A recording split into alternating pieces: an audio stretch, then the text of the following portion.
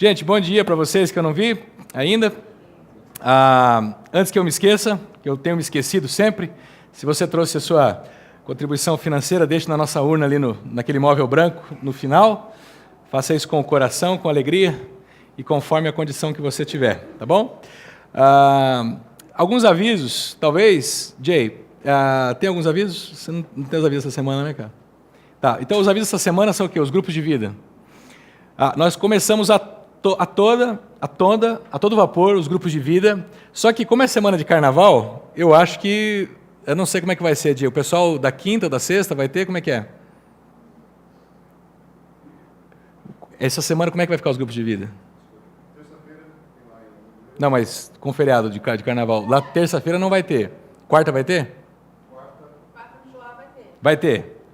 Então, a partir de quarta-feira, se você quer conhecer um pouco mais a comunidade, quer se enturmar um pouco mais com as pessoas, o caminho aqui na comunidade é esse. Você chega, você participa dos nossos encontros aos domingos, e durante a semana nós temos os grupos pequenos, que são grupos de amizade, grupos para você estudar um pouquinho mais a palavra, para você ter um pouco mais de liberdade para conhecer as pessoas, perguntar, responder, cuidar, ser cuidado.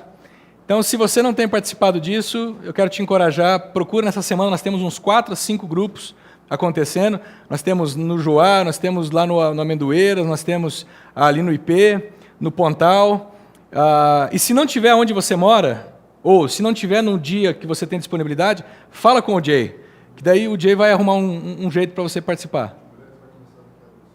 De mulheres, vai começar um grupo pequeno de mulheres, grupo de vida de mulheres, daqui 2 semanas a gente vai dar mais informações para vocês. Mas isso é muito importante, tá bom? Não se esqueçam disso. Olha, nós temos um pessoal nos visitando hoje aqui, e vale a pena a gente só lembrar da visita deles. Vocês que estão pela primeira vez com a gente, sejam bem-vindos no nosso meio, fiquem à vontade. Eu, particularmente, tenho alguns amigos aqui hoje, Benjamin e Denise, que vieram lá de São Paulo, recém-casados, casaram agora no final do ano, estão felizes da vida, e vão continuar felizes da vida também, né? Mas estão visitando a gente. Aqui é o seguinte, cara, Lagoa Santa tem uma água aqui que engravida, cara. Então, o pessoal vem pra cá, sentou aí e já era, acabou, cara. O pessoal que veio aqui, bicho, olha quanta gente grávida tem nessa igreja, né? Tem uma aqui que está com 3.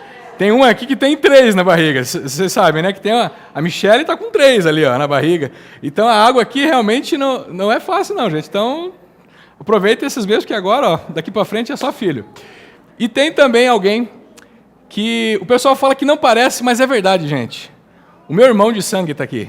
Eu tenho um irmão de sangue, filho de mesmo pai, filho de mesma mãe. O nome dele é Altamir, está com a esposa ali, ó. É aquele cara. Ele está meio acabadinho, né? Mas ele é mais novo que eu, mas está meio acabadinho assim, mas a gente é irmão, né, irmão? Eu sou mais importante. Então, recebam ele bem também, ele vai estar de noite hoje com a gente, está tocando piano para a gente ali. Os filhos estão por aí, a casa está cheia, são 5, né? 2 meus e 3 deles. O pessoal está fazendo a festa aí no quintal. Depois, se você puder dar um abraço e receber, eu te agradeço. Olha, esse final de semana é feriado de carnaval, né? Então, conversando com o Jay, a gente resolveu não continuar a série esse final de semana. Talvez alguns vão dizer assim, mas é porque, como tem muita gente fora, a gente não quer perder a oportunidade de falar algumas coisas tão importantes que nós estávamos tratando naquela série de líderes segundo o coração de Deus. A gente quer fazer isso a partir da próxima semana, está todo mundo aí para pegar todo mundo de jeito, para pegar todo mundo no peito. Tá? No entanto, hoje a gente vai conversar sobre um assunto avulso, algo que eu também considero importante na nossa jornada, porque nós vivemos numa realidade brasileira, evangélica, e eu acho que a pergunta que sempre fica martelando na nossa mente é: o que será que de fato significa você ser um cristão? Você tem ideia? O que de fato realmente identifica você como um cristão?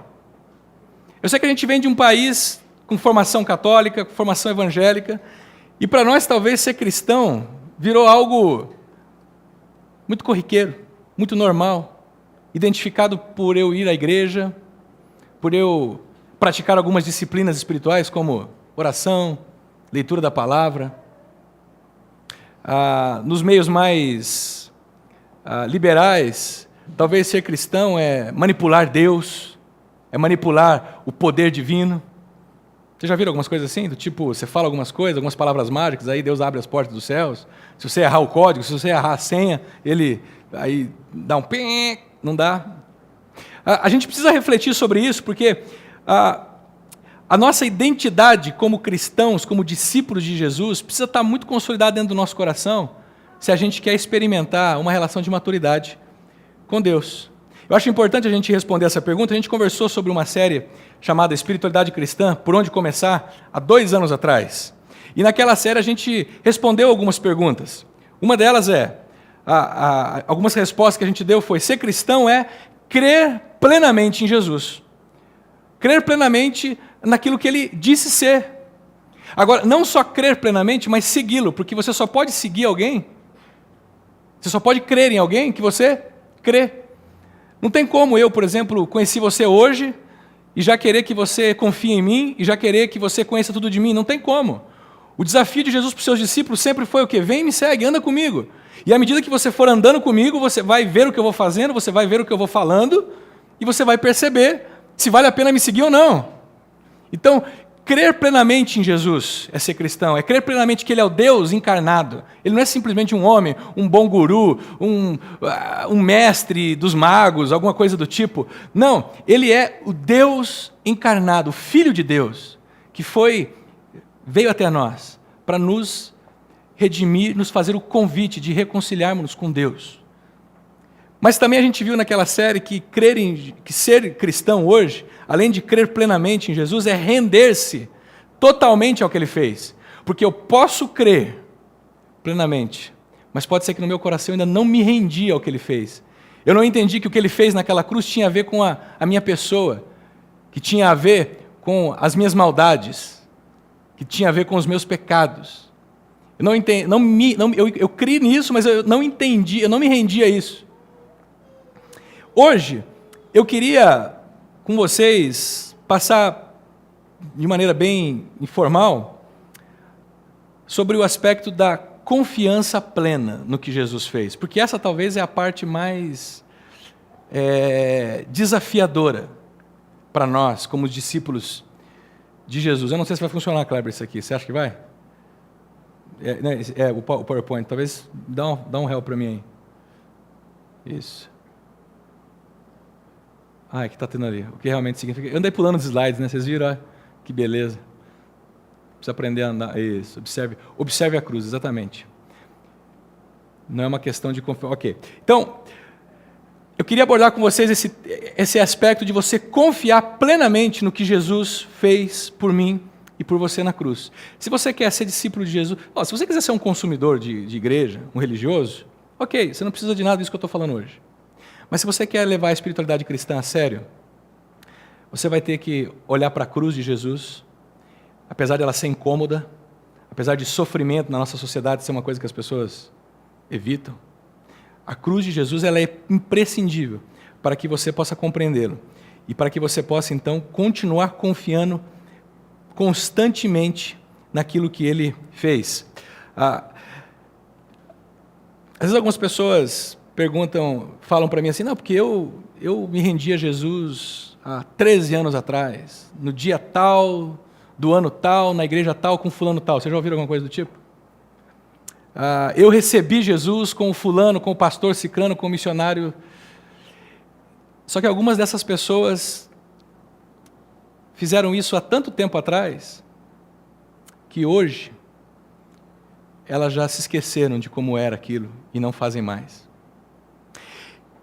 Confiar plenamente em Jesus requer que diariamente, gente, eu e você, diariamente, tragamos à nossa mente o que Ele fez na cruz.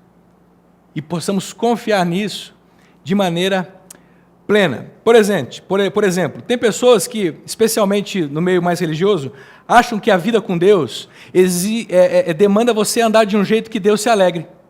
Você procura andar e fazer as coisas que alegram Deus. Tem gente que vive a fé cristã achando que ser cristão consiste em você vir na igreja, em você ler a Bíblia todo dia, em você orar todo dia, em você ter uma moral elevada, em você ser alguém meio que perfeitinho, para mostrar para Deus que o quê? Que você o ama. E eu preciso dizer para você hoje de manhã que isso não tem a ver com ser cristão. Cristianismo é justamente o contrário. Cristianismo não é uma confiança no que eu posso fazer por Deus, mas é uma convicção e uma consciência do que Deus fez por mim, uma confiança no que Ele fez por mim. E é mais ou menos assim, eu vou falar um negócio hoje que tem um pessoal que está de saco cheio de me ouvir falar sobre isso, mas eu vou falar de novo. Imagina que a obra de Jesus na cruz do Calvário, a morte dele pelos nossos pecados, o perdão que ele nos ofereceu seja representado por esse banquinho aqui, certo?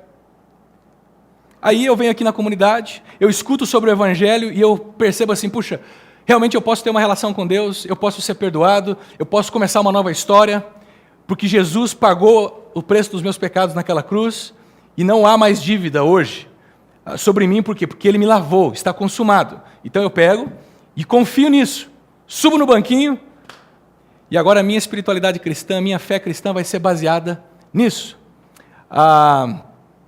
Só que daí, quando você sai daqui de manhã, ao invés de você continuar em cima do banquinho, sabe o que você faz? Você desce do banquinho e começa a carregar o banquinho nos seus braços. Você começa a achar que a sua performance vale alguma coisa diante de Deus. Você começa a confiar de que porque você é bonzinho, piedoso, que você faz as coisas direitinho, faz Deus amar você. Espiritualidade cristã, queridos, implica em eu olhar para a cruz, entender o que aconteceu lá, me render e diariamente confiar no que Ele fez naquela cruz. Depende tão somente confiar no que Ele fez. Isso parece básico, mas a maioria das nossas igrejas, do povo que se diz cristão, anda com o banquinho na mão, tentando agradar a Deus com seus esforços. A gente vai ver hoje que com os nossos esforços é impossível. Você já chegou num ponto que você falou assim, olha, a partir de amanhã eu vou ser uma pessoa diferente. Olha, a partir de amanhã eu não faço mais isso. Olha, eu a partir de amanhã não brigo mais com a minha mulher. Eu a partir de amanhã eu vou ser um cara nota 10. O que aconteceu no dia seguinte? Parece que você não conseguiu cumprir a promessa. E hoje a espiritualidade cristã ela tem sido vivida no nosso meio como se nós tivéssemos a obrigação de sermos perfeitos o tanto que Deus exige de nós. Mas a espiritualidade cristã vai dizer para nós que Jesus fez o que era suficiente, morrendo naquela cruz, para nos dar condições de termos uma vida diferente. E nos perdoou os nossos pecados. E estabeleceu que a nossa relação com Deus não vai ser através da nossa performance, mas vai ser através de Jesus. Eu diria o seguinte, o primeiro grande desafio de uma pessoa que quer se tornar um verdadeiro discípulo de Jesus é abrir mão da sua tendência de querer conquistar o amor de Deus, gente. Você quer ser um discípulo de Jesus? Desista de tentar conquistar o amor de Deus. Parece estranho isso para você? Esse negócio é difícil, porque isso afronta aqueles que são relativamente bons. A pessoa que se acha boa demais, acima da média, moral elevada, ela não gosta quando eu falo isso, porque ela diz assim, não, mas como assim eu não posso oferecer nada para Deus? Que é isso, Fernando? Imagina, ele fez a parte dele, mas eu tenho que fazer a minha também. Se você parar para ler os evangelhos, querido, sabe o que vocês vão perceber? Sabe quem era o grupo de pessoas que conseguia aceitar essa notícia que eu estou dando para vocês com maior alegria e maior facilidade? Quando Jesus chegava e falava assim, olha, não depende de vocês, depende de mim, eu decidi amar vocês, o que vocês acham? Vou perdoar vocês, vou oferecer o perdão e vou dar uma nova história para vocês. Quais dos grupos de pessoas da época aceitavam isso com maior facilidade? Os pecadores. Os publicanos, que eram os fiscais corruptos da Receita Federal, do Império Romano, as prostitutas, os ladrões. Por quê? Porque esses caras estavam na lama. E quando eles ouviam uma boa notícia, isso realmente era uma boa notícia para eles. Agora, sabe quem resistia a isso? Os religiosos, os crentes, os pastores, os teólogos, os católicos, os evangélicos. Porque essa turma vivia no outro mundo, né? No mundo da lua. E eles achavam que eles eram bons o suficiente porque eles tinham uma performance irrepreensível religiosa. Eles iam à igreja, eles sabiam a Bíblia de cor, eles cantavam as músicas de cor, eles faziam as coreografias de cor. E aí eles achavam que eles não precisavam dessa graça e desse presente de Deus. Por quê? Porque eles já tinham feito metade do caminho. Já tinham dado uma força para Deus. A moral elevada deles impedia que eles chegassem diante de Deus. Agora, não tem como a gente se relacionar com Deus se não for através da cruz e perceber que por mais que eu seja pastor, que eu seja crente, que eu seja teólogo, que eu seja católico, coroinha, o que for, eu ainda sou pecador e necessito da graça de Deus na minha vida. Você consegue olhar para você no espelho e dizer assim, ó, você precisa da graça de Deus, do favor de Deus. Não há nada que você possa fazer que realmente vai impressionar Deus. Por isso, confiar constantemente no amor de Jesus significa mais do que aceitar simplesmente o Evangelho. Significa mais do que aceitar Jesus. Ser cristão significa viver diariamente no Evangelho. Porque mesmo aqueles que se rendem ao amor de Deus têm dificuldade para continuar vivendo nesse amor. Mesmo aqueles que se dizem discípulos, que se dizem evangélicos, católicos, cristãos, em algum momento da vida eles começam a ter dificuldades para continuar confiando nesse amor. Por exemplo, você está lutando, imagina, com câncer, uma doença que está te corroendo e você tem 6 meses de vida. Uma coisa é você lutar contra o câncer tendo dúvidas de que Deus te ama. Outra coisa é você vivenciar essa experiência do câncer, lembrando que Deus não precisa provar o amor dele por você, porque ele já provou o amor dele por você na cruz. E isso faz parte de algo que ele pode fazer na sua vida. Uma coisa é você enfrentar a perda de um ente querido, de um marido, de uma esposa, de um filho, de uma filha, e começar a duvidar de que Deus te ama. Já aconteceu isso com vocês? A gente passa por dificuldades na vida e começa, poxa, será que Deus esqueceu de mim? Eu já ouvi gente que diz assim, puxa, eu ando a vida toda direitinho e uma pisada na bola que eu dou, Deus me ferra. Uma coisa é a gente passar os nossos perrenhos duvidando do amor de Deus. Outra coisa é a gente entender que Ele já provou o seu amor por nós. E que mesmo debaixo de momentos difíceis, Ele ainda nos ama. O apóstolo Paulo, sabendo da importância disso que a gente está conversando hoje, em Colossenses, capítulo 1, olha como eu pulei, 1, versículo 6, ele diz o seguinte, o Evangelho que chegou até vocês, por todo esse mundo, esse Evangelho vai frutificando e multiplicando e crescendo. Ele está escrevendo uma carta a uma igreja em Colossos e está dizendo para esse pessoal, olha, o Evangelho chegou aí no meio de vocês e começou a transformar a relação de vocês. Porque, gente, lembra como a gente falou semana passada da ilha de Creta? Todo o contexto que tem na ilha de Creta, e Tito estava ali como embaixador e mensageiro do Evangelho. Quando ele chega naquela ilha, o Evangelho começa a causar mudanças, assim como acontece na nossa vida. O Evangelho, quando ele chega na nossa vida, ele começa a mudar a nossa história e começa a mudar os nossos valores, a maneira como a gente se relaciona em casa, como a gente se relaciona no serviço, como a gente se relaciona com os vícios, a maneira como a gente se relaciona com a nossa sociedade, a maneira como a gente se relaciona com Deus. Por isso que se você considera-se um evangélico, um cristão, mas você olha para a sua vida e você não vê nada mudando, sabe o que pode ser indício? Do que isso pode ser indício? Que você não creu no verdadeiro evangelho até agora. Porque o evangelho, quando ele adentra a nossa alma, ele tem que nos transformar. E ele tem que desestabilizar a gente. Se você tem vivido ao longo desses anos e a sua vida não tem mudado, não financeiramente não, se você não tem mudado como pessoa, o seu caráter continua o mesmo, se a maneira como você lida com as tribulações continua a mesma, pode ser que você está crendo no evangelho errado. O Paulo vai continuar dizendo, como também ocorreu entre vocês, ele vai dizendo, o evangelho chegou até vocês e por todo mundo esse evangelho vai frutificando e multiplicando, como também ocorre entre vocês, desde o dia em que vocês ouviram e entenderam sobre o quê? Sobre a graça de Deus. O que significa entender a graça de Deus? Significa ouvir o evangelho. O evangelho tem a ver com a graça de Deus. Ouvir o Evangelho tem a ver com entender que na cruz Deus estava nos dando o perdão e a reconciliação e estava nos chamando de volta para casa, para a eternidade. O que você tem que fazer para poder ganhar isso? Nada. A não ser se render. Eu sei que hoje eu vou ganhar talvez alguns inimigos.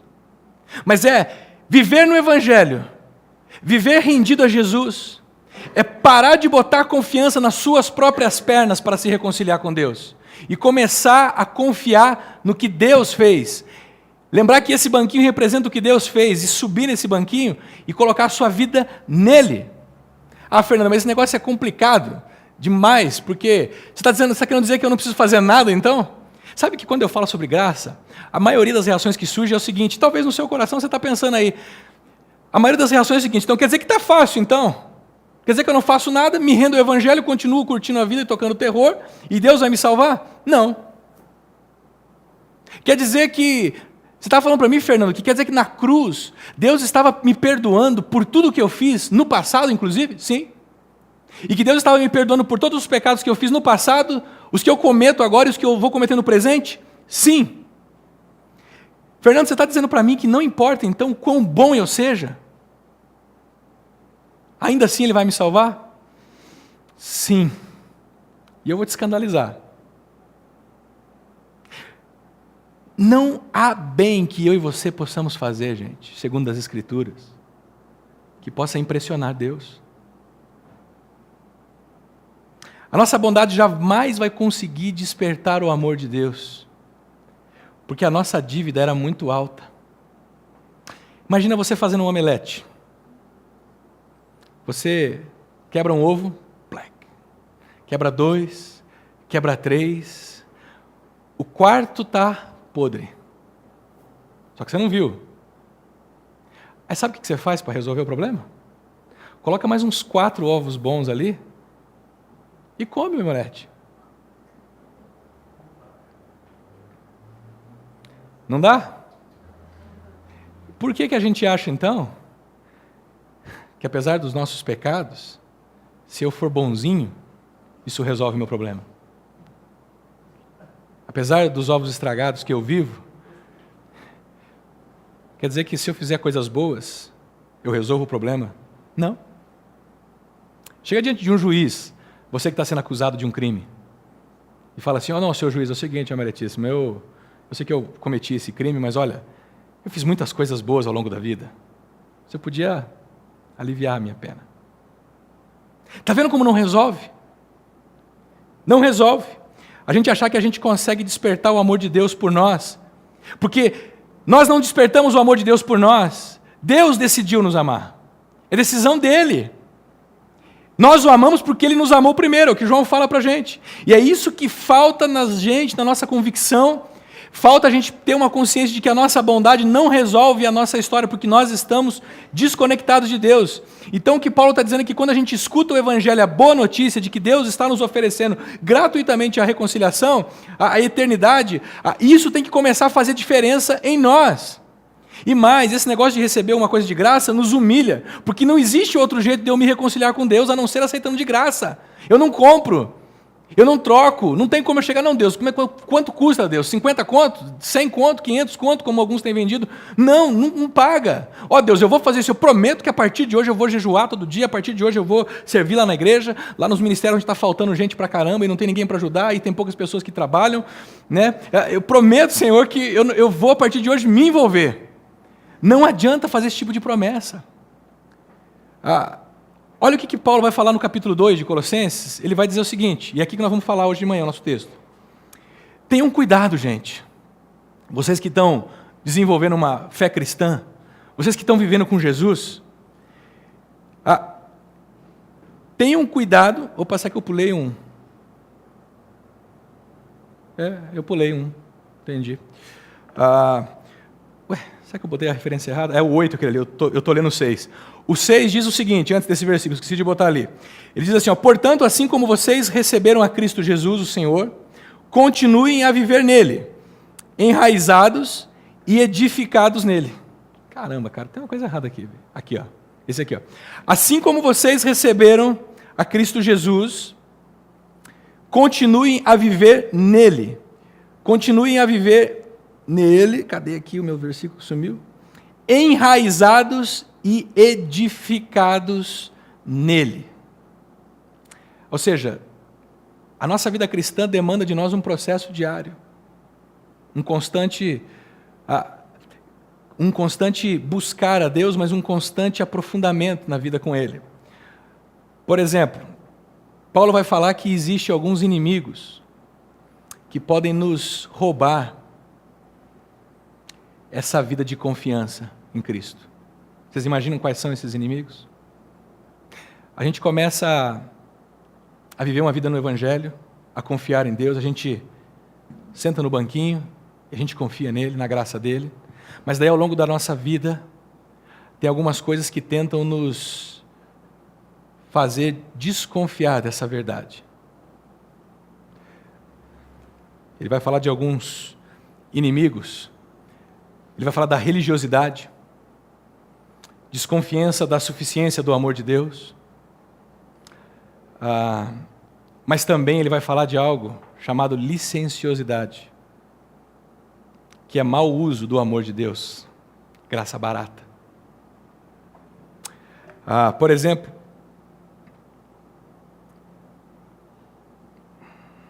aqui a coisa sumiu aqui, gente, por isso eu estou aprendendo a lidar com esse negócio aqui. Ok. Quando a gente está vivendo a nossa vida com Jesus, a gente pode ou pender para o lado de sermos religiosos, de acharmos que nós somos pessoas perfeitas, pelas nossas práticas religiosas, mas também a gente pode ir por um outro extremo e achar que já que a graça é de graça, então a gente pode viver do jeito que a gente bem quiser e baratear o amor de Deus. Vamos ver rapidamente como é que funcionam esses dois ladrões da espiritualidade cristã e que podem nos impedir de continuar confiando em Jesus. Por exemplo, a pessoa que vive na religião, o foco dela é cumprir regras. Isso aqui você pode usar para avaliar a sua própria vida hoje. A pessoa que vive na religião, o negócio dela é ir na igreja, o negócio dela é orar a Bíblia, todos os dias, com tal horário, tanto tempo, é pagar o dízimo dela, uma série de coisas que ele acha que ele tem que fazer. Eu não estou dizendo que essas coisas não são importantes. Ler a Bíblia, orar, contribuir financeiramente, essas coisas são importantes, mas as intenções com as quais nós fazemos essas coisas podem sabotar a nossa confiança em Cristo.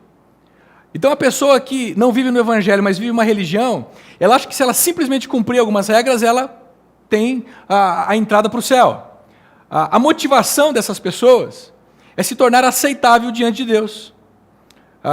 Quando ele não consegue corresponder às regras, por exemplo, ele acha que ele decepcionou Deus. Já passou por uma fase assim? Você não conseguia fazer algumas coisas, ou pisava na bola em alguns pecados, e de repente você achava que Deus estava de cara virada contigo. E aí você não conseguia nem chegar para orar, porque você falava, não, Deus não vai nem olhar para mim, porque olha que traste de pessoa que eu sou.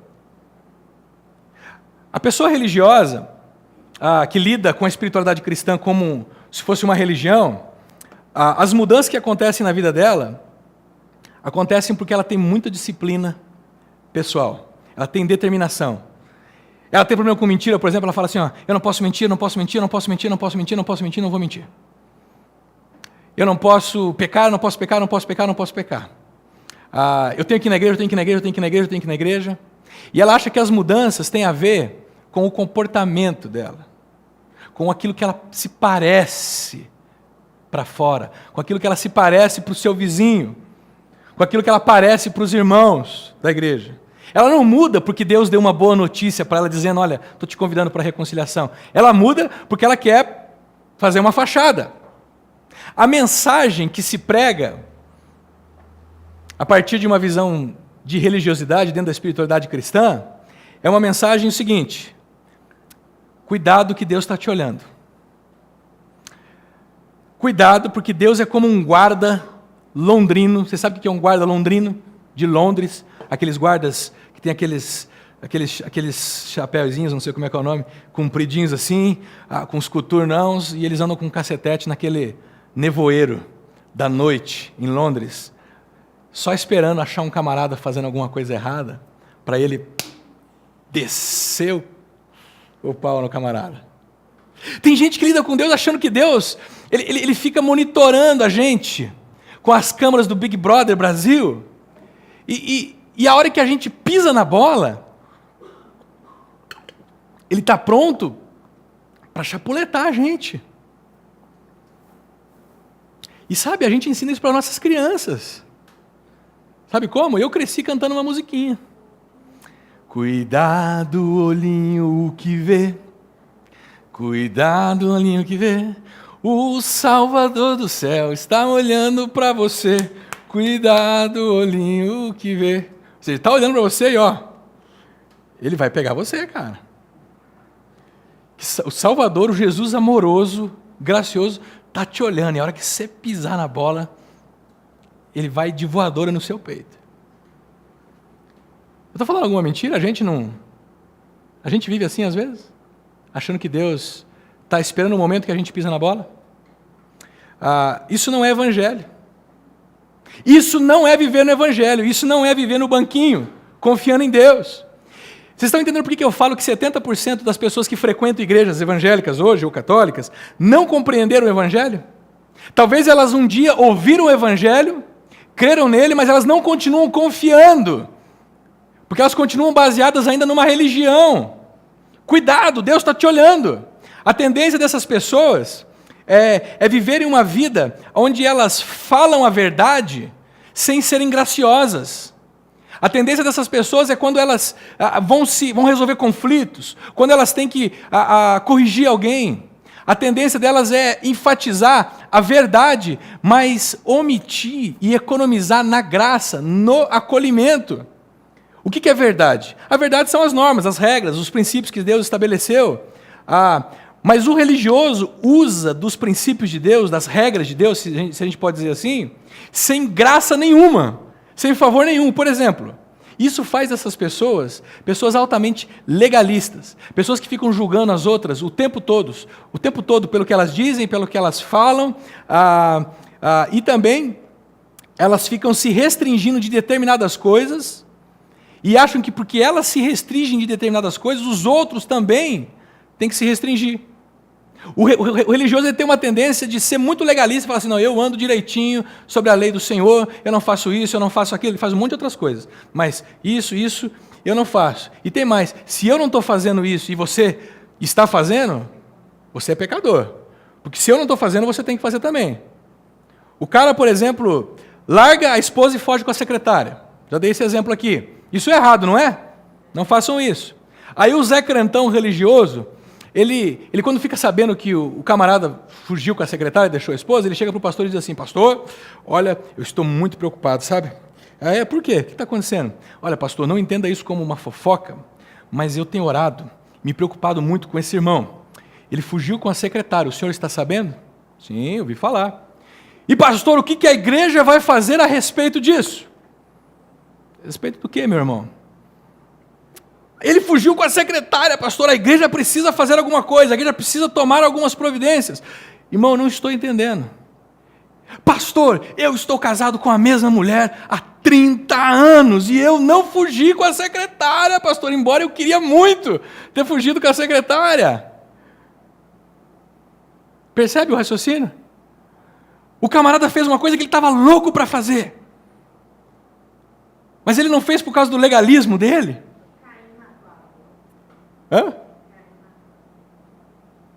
Ele não fez por causa do legalismo dele e achou que isso era... Ele não estava querendo cuidar do cara porque o cara estava se metendo numa confusão. Porque fugir com a secretária e deixar a esposa, gente, gera problemas na nossa vida, gera morte nos nossos relacionamentos, acaba com a nossa vida. Mas o religioso, ele não se preocupa com isso. Ele está só se preocupando porque um cara fez uma coisa que ele também gostaria de fazer, só que ele, como vive dentro de uma caixinha, ele... Vocês percebem que eu estou tentando trabalhar nessa manhã com vocês um pouco da nossa motivação quando a gente julga algumas coisas? O religioso é um sujeito amargurado, um camarada que crica demais e controlador sobre tudo. Ele se restringe das coisas, ele não abre mão de coisas por amor a Deus, ele abre mão porque ele acha que ele tem que abrir, ele não abre mão de algumas coisas porque ele acha que isso vai fazer Deus amar ele mais. E aí, quando ele se sente desvalorizado, ele exige que os outros façam a mesma coisa. E o final dessa história é legalismo e hipocrisia. O cara vira um cara legalista, hipócrita, julgador dos outros, porque esse negócio de você andar na regra todo dia, 24 horas por dia, é uma coisa que não dá para cumprir. Por isso que Deus entrou na história, queridos. Sabe para quê? Para nos redimir. Porque Ele sabia que eu e você não daríamos conta de sobreviver 100% certinho. Nada é perfeito quando se olha de perto, gente. Vocês já perceberam isso? Eu sei que você, mulher, acha que às vezes o marido da outra, é o cara, é o gentleman, é o cavalheiro, carinhoso, mais atencioso. Vai viver com ele. O marido acha que a esposa do amigo é mais prendada, é mais delicada. Vai viver com ela. Olha mais de perto. Ninguém é perfeito, todos nós somos limitados, porque todos nós temos pecados. Todos nós temos esqueletos fedendo no armário. Ou não? O pastor dessa comunidade, não o brasileiro, o pastor dessa comunidade, não, brincadeira. Não, brincadeira. Os pastores dessa comunidade têm esqueletos no armário, que fedem. Mas sabe o que o religioso faz? Ele veste uma capa. E ele sai domingo de casa, já falei para vocês, é aquela bagunça. Né? Eu já contei várias vezes e eu conto essa história, a gente precisa repetir algumas coisas. Ele sai de casa, antes de sair de casa é aquela encrenca com os filhos, com a mulher, porque o menino não está pronto, porque a mulher não está pronta, e vamos. Ele entra, não ajuda a arrumar nada, né? Mas está lá no carro, lá, bebê, vamos aí, mulher, vamos aí. E a mulher tentando arrumar o cabelo, e a mulher tentando cuidar dos filhos, botar aí o moleque vai tomar um leite, derrama o leite na blusa, e aí já entra no carro com aquele estresse, porque eu já falei que todo domingo você atrasa, é assim, assado, e vem batendo boca, mas quando vira a esquina aqui, ó, ele olha e fala, estamos em território sagrado. E aí quando abre a porta do carro aqui na frente da comunidade, abre todo mundo assim, ó. Oi, querido, paz do Senhor, meu amado. O inferno estava dentro do carro até 100 metros antes. Mas chegou ali, a paz, está tudo bem, está tudo na bênção, meu irmão. Está tudo ótimo, fantástico. E entra aquela família perfeita aqui dentro da comunidade, tentando fazer uma fachada.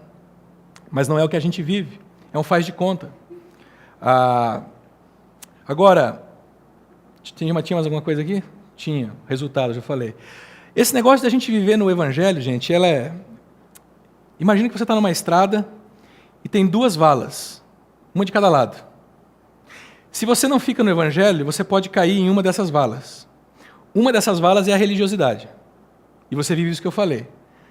Agora você sai dessa vala e você fala, então beleza, agora eu vou viver o Evangelho. Só que em vez de você viver no Evangelho, no centro, você cai para outra vala. E a outra vala é a licenciosidade.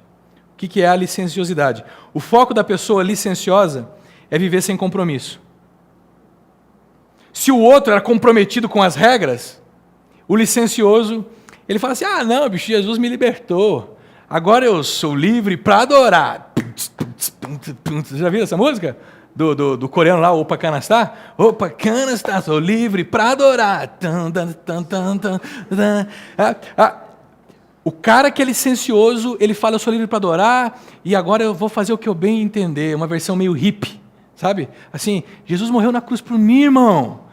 Tem uma seita chamada Caminho, não é o Caminho da Graça do Caio Fábio, é o Filhos da Graça, alguma coisa lá na América Central, que tinha um camarada que ele se declarava a encarnação de Jesus, tipo o Henrique Cristo aqui. E aí tinha uma entrevista com alguns membros dessa seita e o pessoal falava assim, não existe pecado, Jesus já lavou todos os nossos pecados, então eu não tenho pecados. E aí a pessoa falava assim, eu posso fazer o que eu bem entender.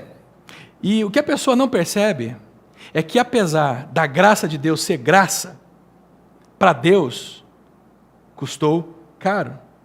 A pessoa não entende que Deus, quando na cruz estava morrendo por ela, estava liberando a gente dessa corrente do sistema, do diabo, do pecado, que constantemente o diabo constantemente chegava diante de Deus e falava assim, aí Deus, está vendo teu filhinho ali, o Fernando? Olha os pecados que ele cometeu. Ele está condenado, Deus. O Fernando você não pode salvar ele não, porque ele tem que ir para o inferno. E ele não entende que na cruz Deus estava rasgando os nossos pecados, a nossa dívida. Quando Jesus morreu na cruz, Deus simplesmente pegou a nossa dívida e anulou a nossa dívida. Mas o licencioso não reconhece o quão caro foi isso. E o licencioso não reconhece o amor de Deus manifestado nisso. Mas o religioso decide viver para si mesmo. Então, a motivação do religioso é o quê? É ter prazer consigo mesmo. A espiritualidade dele é hedonista. Ele só faz aquilo que dá prazer. Ele vem na igreja quando ele está afim. Ele pratica os princípios de Deus quando é conveniente para ele. Ele não entendeu o Evangelho. As mudanças na vida do camarada licencioso não são necessárias. A teologia dele é Zeca Pagodinho, deixa a vida me levar, vida leva eu. Se eu mudar, mudei. Se eu não mudar, dancei. Mas ele não está preocupado que à medida que ele vai vivendo e vai conhecendo mais de Jesus, ele não se preocupa que ele precisa crescer como pessoa, que ele precisa abandonar alguns hábitos, que ele precisa mudar o estilo de vida e que ele precisa mudar algumas motivações. Porque o licencioso, ele barateia a graça de Deus. A mensagem desse camarada é assim, ó, relaxa, meu. Deus existe para você. Não importa a ética tua no trabalho. Não importa aquilo que você faz por debaixo dos panos. Não importa como você dirige no trânsito, você é filho do rei, lembra disso. Não importa como é o seu casamento, não importa como você trata os teus filhos, não importa a sua moral, porque você é filho do rei e Deus vai abençoá-lo. Esse é o licencioso. Ele entende esse presente de Deus como apenas um privilégio e não como uma responsabilidade. A tendência desse camarada é viver uma vida com graça e sem verdade. Ele é acolhedor, ele é gracioso, mas ele não fala a verdade. E aqui está um grande problema no meio evangélico brasileiro, gente, nas suas mais variadas versões. Gente que se diz agraciado por Deus, mas se esqueceu que o nosso Senhor Jesus é o único que pode viver a plenitude da graça e da verdade. Existem princípios que Deus nos deu que não são para nos prender, para cortar o nosso barato, são para nos proteger. O camarada que é licencioso, ele ignora os princípios de Deus, ele ignora as regras de Deus, porque ele vê as regras como algo que vai ameaçá-lo. Uma pessoa assim, ela só tem como ficar estéril e insubmissa. Quem se deixa levar pela licenciosidade se torna um cristão nominal. Um cristão apenas de nome. O pessoal fala que o Brasil é um país de católicos nominais, não é? Eu diria que o Brasil também é um país de evangélicos nominais. E eu diria mais do que isso. O Brasil é um país de cristãos nominais. E pode ser que a comunidade Aliança de Lagoa Santa seja uma comunidade também de cristãos nominais. Só tem um nome. Alguns vivem na religiosidade, outros vivem na licenciosidade. Por isso, o apóstolo Paulo vai dizer o seguinte: assim como vocês receberam Cristo Jesus o Senhor, continuem a viver nele. Continuem a viver nele, enraizados e edificados nele. Isso demanda intenção da nossa parte. Intenção. Para que no meio dessa estrada eu não penda nem para uma vala e nem para outra. Evangelho, gente, a gente precisa entender isso como comunidade, certo? Como igreja aqui em Lagoa Santa, nós precisamos entender isso. Evangelho não é nem ser religioso e nem ser licencioso. Não tem nada a ver com nenhuma das coisas. Evangelho é viver com Cristo. Como que é viver com Cristo? O que é viver em Cristo? O que é viver no Evangelho, afinal? Eu diria, quem vive no Evangelho tem confiança total na obra de Jesus. Absoluta. Ele confia plenamente que Jesus perdoou os nossos pecados e nos reconciliou com Deus. Entende que o amor de Deus é um amor, sim, absurdo. É um amor escandaloso. Deus não nos ama pelo que nós fazemos. Deus, Ele nos ama porque Ele quer. Deus decidiu nos amar. É que nem aquela mulher que adotou uma criança depois de tanto tempo, tentando engravidar, não conseguiu. Ela e o marido disseram, vamos adotar uma criança? Vamos. Só que, um mês depois que adotaram a criança, ela engravidou. E aí os dois filhos, o natural e o biológico, o adotado e o biológico, de coração e o biológico, de sangue e de coração, né? Vocês entenderam. Eles cresceram meio que juntos. mesmo tamanho. E aí depois de alguns anos, 7, 8 anos, ela estava na sala da casa com uma amiga, e a amiga perguntou para ela, e aí, ô fulana, qual que é o teu? E a amiga olha e fala assim, os dois são meus. Não, qual que é o teu? Não, qual que é o adotado? E ela fala assim, sabe o que eu não sei? Esqueci.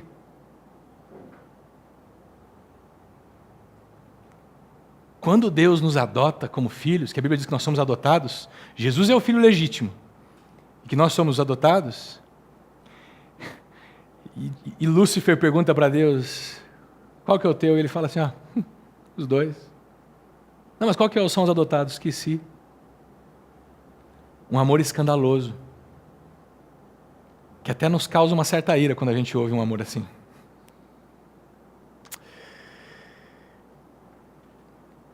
Você já parou para pensar que quando Deus olha para mim e para você,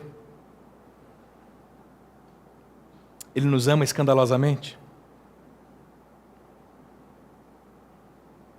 A motivação de quem vive no Evangelho é tão somente as boas notícias que ele ouviu e que ele compreendeu. Não tem mais nada. Sabe por quê? Hoje você escuta do Evangelho aqui e fica fascinado. Só que daí você vai para sua casa hoje, passa o dia na sua família, você vai dormir hoje à noite e amanhã, segunda-feira, o seu sistema operacional dá uma atualizada. Ele reseta. E aí amanhã cedo, quando você acorda, você está no sistema original, que via de regra é a religiosidade. E aí você pega o banquinho na mão e sai vivendo a sua semana de novo. Não, olha aqui, ó, a graça de Deus está aqui, ó. Estou carregando a graça de Deus nos braços. Só que está andando e apoiado aonde? Nas próprias pernas. Olha, mudanças na vida de alguém que vive no Evangelho não é fruto de obrigação, é fruto de gratidão e amor. Quem vive no Evangelho entende que é pecador e entende que Deus o recebeu de maneira graciosa. E por isso, com um coração grato e amor, sabe o que ele faz? Ele se rende. Esse negócio tem que constranger a gente. A mensagem do camarada que vive no Evangelho é essa. Querido, não há dívida, foi totalmente paga. Não, mas eu sou o pior dos pecadores, eu fiz a pior das coisas. Ok, Deus vai cuidar disso, nós vamos trabalhar isso, mas sua dívida foi paga, meu querido. Ao invés dele, não, porque você vai para o inferno, porque você pisou na bola, bababá. Ou ao invés dele dizer, não se preocupa com isso não, porque isso aí... Não, ele fala, ok, eu reconheço essas dívidas, sei que existem, sei que eu as cometi, mas elas já foram pagas. A culpa delas já foi levada por Jesus por você. As consequências delas, a gente vai ter que lidar com elas. Mas a culpa delas, Jesus já pagou na cruz. Sabe quando Lúcifer diz para a gente, olha, você acha que Deus te ama mesmo, cara? Olha o que você aprontou aqui. Você acha que você tem chance com Ele? Você não lembra aquilo que você fez na infância, não? Você não lembra há 15 anos atrás, quando você pisou na bola daquele jeito, quando você roubou aquilo? Ou quando você fez aquilo que ninguém sabe? Você acha que Deus se esqueceu disso? O cara que vive no Evangelho olha para Lúcifer e fala assim, olha, você chegou atrasado, cara. Eu sei que tudo isso aí existe, mas já foi tudo pago. Tem um vídeo que eu quero mostrar para vocês, que talvez reflete um pouco do que eu estou dizendo. Como que o perdão que Deus nos oferece impacta as nossas vidas. Dá uma olhada nesse vídeo e a gente vai terminar.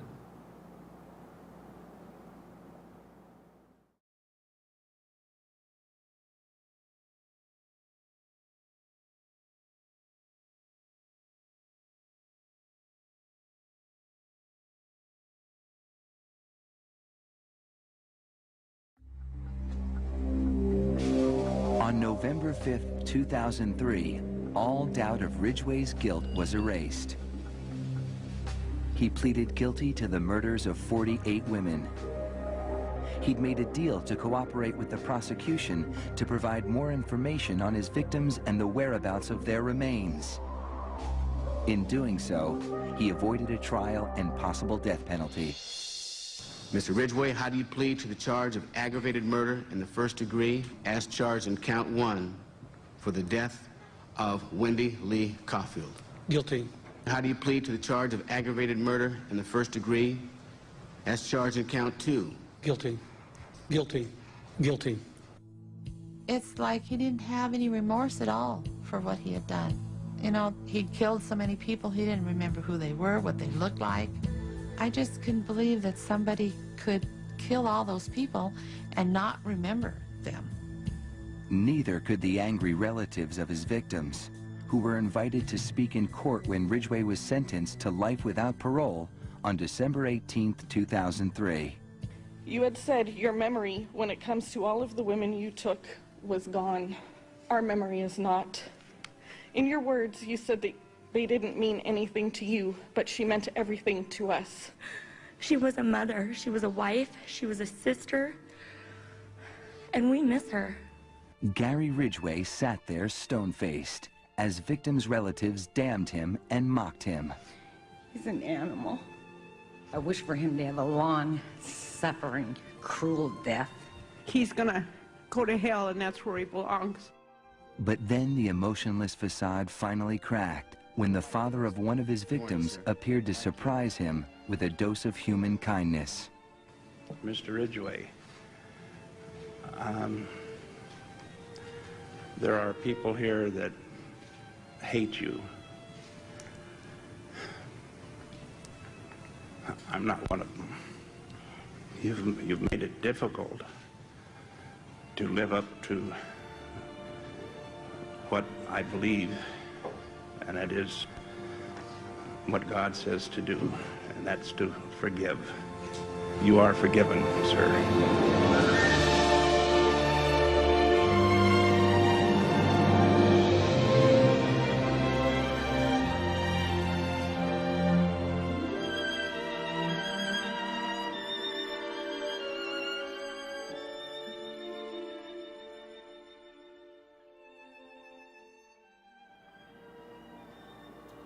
Eu não sei se eu preciso continuar a mensagem de hoje de manhã.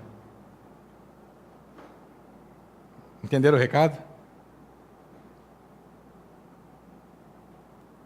O que eu estou dizendo quando eu falo de evangelho? Esse anseio que você sente na alma, quando você vê algo assim, é o que Deus quer construir em nós. Engraçado, a gente às vezes tem dificuldade de perdoar, inclusive os nossos mais chegados, né? Os maridos, a esposa, os filhos, os irmãos, por coisas menores. Imagina um pai que perdeu a sua filha assassinada por esse homem, dizer para ele: você está perdoado. Eu preciso dizer para você, querido, que eu e você, como seres humanos, a Bíblia diz que nós somos iguais àquele homem, aquele serial killer. E Deus um dia chegou para a gente e disse: vocês estão perdoados. Para ele foi caro, porque ele assumiu o prejuízo dos nossos pecados. Aquele que vive no Evangelho, ele tem uma tendência de viver na graça e na verdade. Ele consegue acolher as pessoas sem deixar de falar a verdade, sem deixar de ser transparente. E o resultado de uma pessoa que vive da vida de uma pessoa que vive no Evangelho é que ela vai ter uma vida bela que vai influenciar.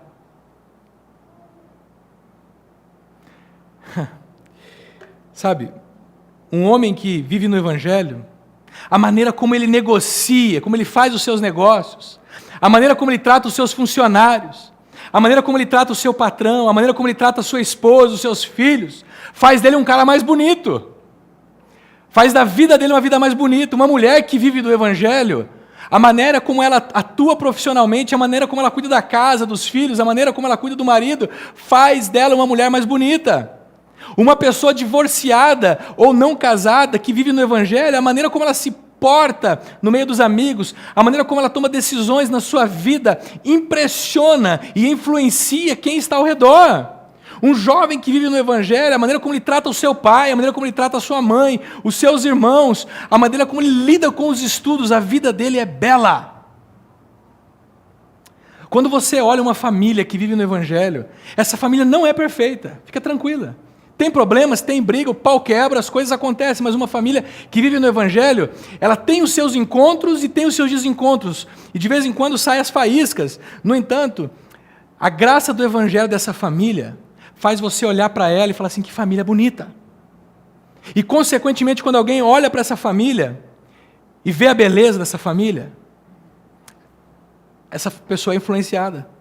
Quando a gente simplesmente vive o Evangelho, as pessoas ao nosso lado são influenciadas. Elas batem o olho e dizem, esse cara é diferente. A maneira como ele negocia, a maneira como ele trata a esposa, como ele lida com os filhos, como ele lida com os estudos, com o pai e com a mãe. Por isso que o Paulo, Colossenses capítulo 2, versículo 6, não está ali o versículo, ele vai dizer, assim como vocês receberam Jesus, o Senhor, continuem a viver nele. Continuem confiando nele. Não é confiando no seu próprio esforço, na sua própria performance. Continue nele edificado e enraizado, aprofundando a vida com ele. Conforme vocês foram ensinados, transbordem de gratidão. Não basta você fazer isso um dia só, querido. Não basta você ter feito isso há 15 anos. Tem que continuar fazendo diariamente.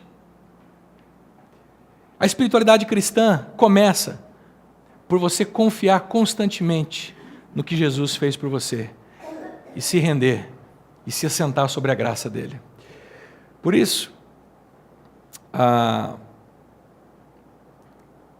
eu queria deixar com vocês algumas perguntas nessa manhã. Você, que há anos ouve o Evangelho, que há anos está na igreja, ou não, talvez você chegou agora. Você já tomou a decisão de se render ao que Jesus fez e confiar plenamente no amor dele? Porque essa decisão não é fácil. Você confiar plenamente, totalmente no que Deus fez. Mas é essencial você fazer isso.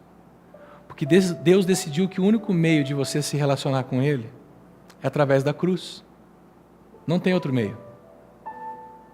Não, através da denominação que você faz parte, você não se relaciona com Deus. Através do teu pastor, não. É através da cruz. A reconciliação com Deus não está à venda. Não dá para comprar. Não tem para vender no mercado. O que tem no mercado é paralelo.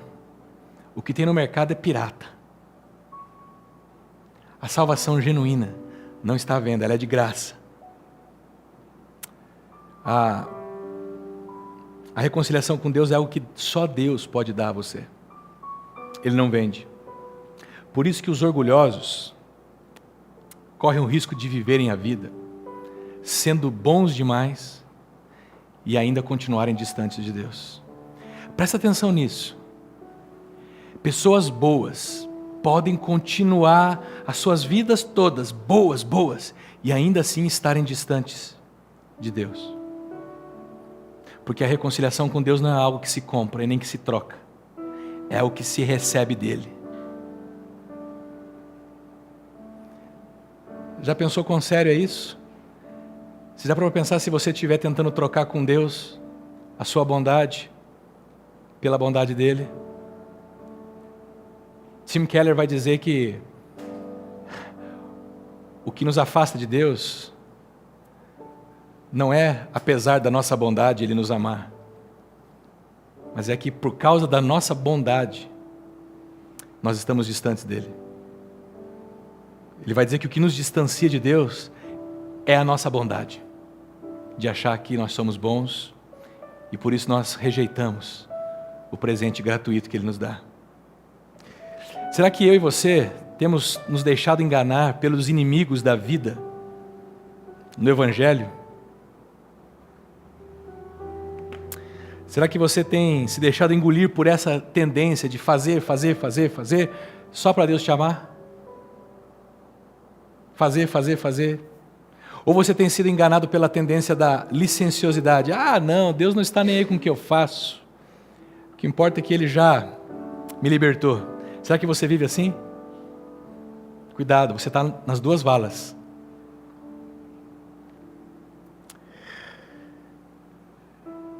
Por último, será que a sua caminhada em Jesus, ou com Jesus, ou a sua caminhada seguindo Jesus ao longo da vida, tem revelado beleza e influência que é próprio de quem o segue?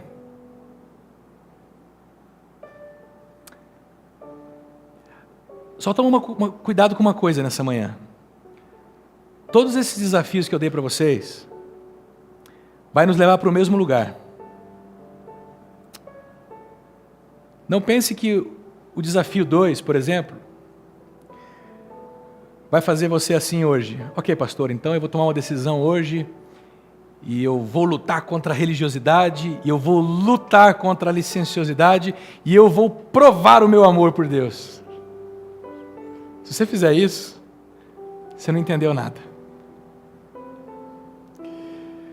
Se você descobrir que você foi enganado pela religiosidade, ou pela licenciosidade, sabe o que você tem que fazer? Voltar para a cruz. Se quando você vê o desafio número 3, você diz assim, sim, pastor, eu não tenho revelado a beleza, mas agora eu decidi, eu vou ser um profissional dedicado, um marido exemplar, um filho nota 10, eu vou influenciar pessoas e a minha vida vai mudar. Você não entendeu nada. Se você chegou à conclusão de que a fé que você tem vivido não revela beleza nenhuma, você não tem que sair daqui fazendo nada.